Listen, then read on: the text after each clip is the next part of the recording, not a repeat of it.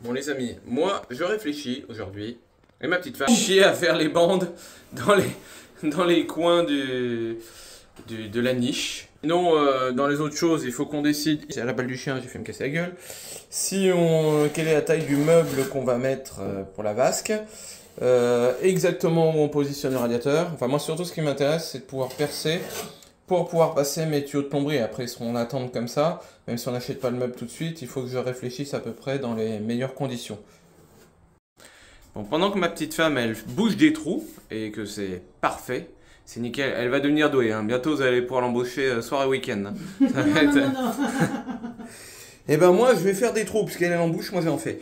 Donc j'ai trois trous à faire. J'ai le trou d'évacuation d'eau là avec le tube en 40 et deux petits trous là c'est mon forêt de 22 habituel pour passer mes tubes d'alimentation. Pour faire passer mon petit tube mon tube de 40, j'ai choisi un trépan de 50. Alors pour la blague, ça, le trépan, il vaut déjà 30 balles. Sauf que la quéquette qu'il y a là, elle est toute courte. Et ça ne permettra pas de franchir les 22 cm de dalle que j'ai. Du coup, il a fallu que j'acquière cet autre élément qui est une rallonge, mais qui vaut également 30 balles. Donc j'espère que ça va fonctionner. C'est tracé, il n'y a plus qu'à percer. On a fait un petit avant-trou au forêt pour éviter les bêtises. Et tu vois, le petit bout de polystyrène extrudé qui sert de protection au carrelage de ma petite femme. Parce que si jamais je fais une connerie que ça vibre dedans, que ça le pète, elle va gueuler. Moi aussi tu me diras. Mais elle va pas être contente. Houston, nous avons deux problèmes. Le premier, j'ai perdu le forêt qui va au milieu. Parce que je sais pas si vous allez voir, je vais essayer de mettre la vidéo. Il est là-bas dans le fond. La galère, c'est qu'il faut aller le chercher. Le deuxième, j'ai un faux contact sur ma bonne vieille, mon bon vieux perfo là, mais bon vu l'âge qu'il a, il va falloir que je le démonte pour le réparer. Sinon tout va bien. Bon, quand t'es dans la merde, t'essayes tout. Un petit barbecue. On va essayer avec la pince du barbecue pour voir si j'arrive à attraper dans le fond. Trop facile. Nickel. Bon, c'est pire de pire de pire. En fait, de temps en temps, ça fait contact quand j'appuie comme ça. Donc je vais être obligé de le démonter, puis on va voir ce que ça gueule dedans, puis on va voir si on peut le réparer. Au fait, petite remarque en passant, si vous faites ça, faites gaffe à ce que vous faites. Donc première chose, débranchez tout. Et ensuite, ne le faites pas si vous y connaissez strictement rien.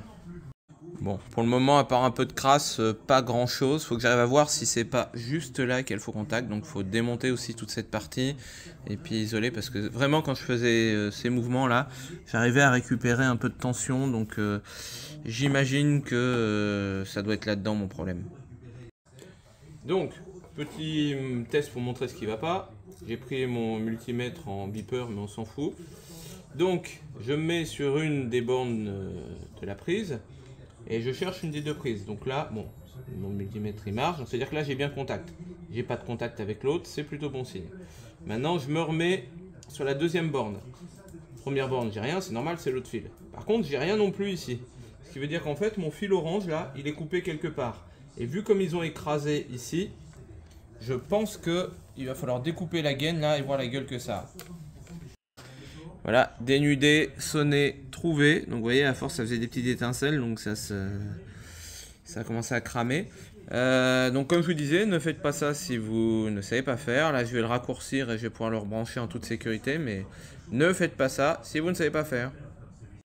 Et voilà, c'est réparé, recablé. Il n'y a plus qu'à le refermer et vérifier que ça marche et aller retourner fermer le trou. Moment de vérité. Voyons voir, j'appuie sur la manivelle. Oh là là là. Et ça marche. Maintenant, c'est parti pour les petits trous. Bon, comme on aime s'emmerder beaucoup là, je suis en train de faire mon trou, je dis putain ça sort pas 25 cm, putain c'était pas possible quoi. Et en fait, je vais vous montrer en bas ce qui se passe. Donc vu que mes sorties de tuyaux là-bas de douche, je sais que j'ai fait le long du mur, je me suis dit bah on est largement bon, c'est un percé par là. Donc je me suis dit ça devait tomber quelque part ici. J'ai pas mesuré, je dis au feeling. Ouais, sauf que, petit détail que j'avais pas fait gaffe, c'est qu'ici, on a un mur. De l'autre côté, il y a aussi un mur, mais qui est entre 50 cm et 1 mètre plus près. Donc depuis tout à l'heure, en fait, je suis en train de percer là-dedans. Alors il y a plein de merde dedans, hein. Il y a de tout, n'importe quoi. C'est pas du béton, donc là il va falloir que je rebouche le trou avec du béton que je vais faire.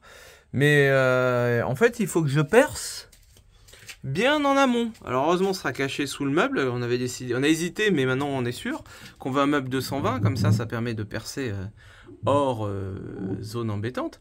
Mais ouais, c'est pas cool. Là, je vois le fond, mais j'en ai grave chié. Heureusement, ma petite femme, elle travaille bien à côté. Elle a fait de belles bandes. Elle est en train de siliconer autour pour comme ça fait un petit truc en plus. Mais elle travaille super bien. Bon, je savais que j'avais vu juste. Mais alors putain, il n'y a pas de marge, hein, les gars.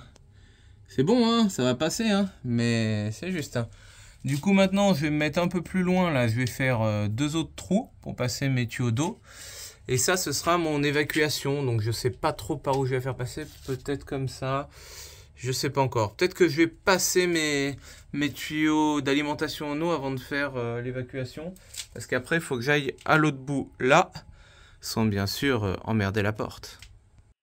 Ça y est, tous les trous sont faits, y compris ceux qui servent à rien. Ah oui, ça, je vais te montrer. Tu vois l'intérêt de mettre une protection contre le carrelage? Vas-y, mon amour, fais du bruit quand je fais des vidéos.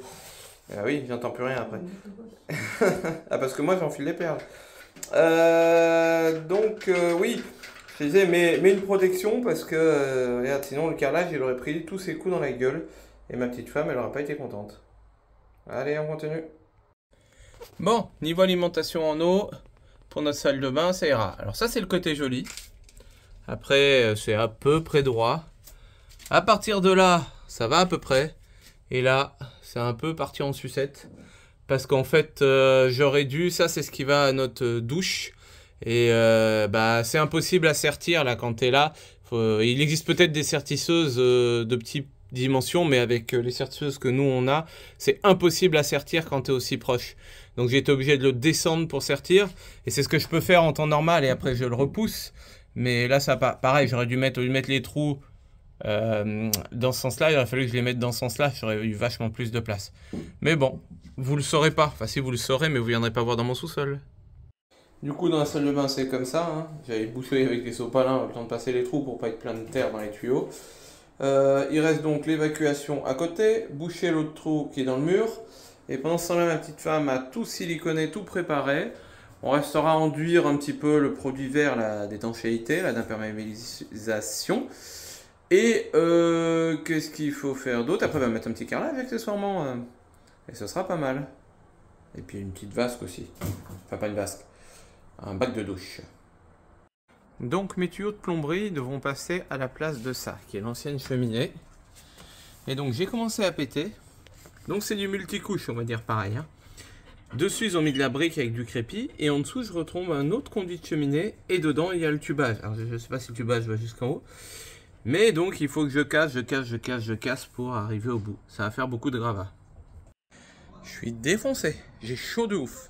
Ça recule pas, donc j'ai pété toute la première partie. La seconde partie est en cours. Mais ça c'est du béton, hein. Enfin du béton. Une espèce de pierre un peu bétonnée là. C'est peut-être de la pierre de lave, vous en savez, peu importe. Mais je peux vous assurer que c'est épais. Hein. Ça fait 4-5 cm d'épaisseur. Et je galère à la péter. Hein. 19h30, affaire résolue. La double cheminée est enlevée. On a toilé vite fait histoire que ça soit moins dégueu. Là, en dessous, coucou, on voit mes tuyaux. Je vais pouvoir reprendre et faire la plomberie jusqu'à la future cuisine qui pour l'instant va être en provisoire puisque je ne pourrai pas faire autrement. Et derrière le mur, là, la plomberie pour les toilettes. Ici, ma petite femme a bien bossé, c'est bien beurré. Il n'y a plus qu'à attendre demain quand ce sera sec. Et une fois que c'est sec, c'est carrelage. Il y a quelques découpes quand même sur celui-là parce que on veut faire ça joli. Donc là, normalement, si on ne change pas d'avis, tous les joints seront au milieu. Donc ça va être, en fait, il faut couper tous les carreaux puisque c'est des carreaux de 60 et que notre mur fait 90 à peu près. Et puis là, j'ai pas assez de tuyaux pour faire l'évacuation, donc ça va attendre. Et comme j'ai du béton à faire pour boucher l'autre trou, et je ferai mon béton en même temps là. Eh bien, on vous souhaite une excellente tour. Allez prendre une douche comme nous.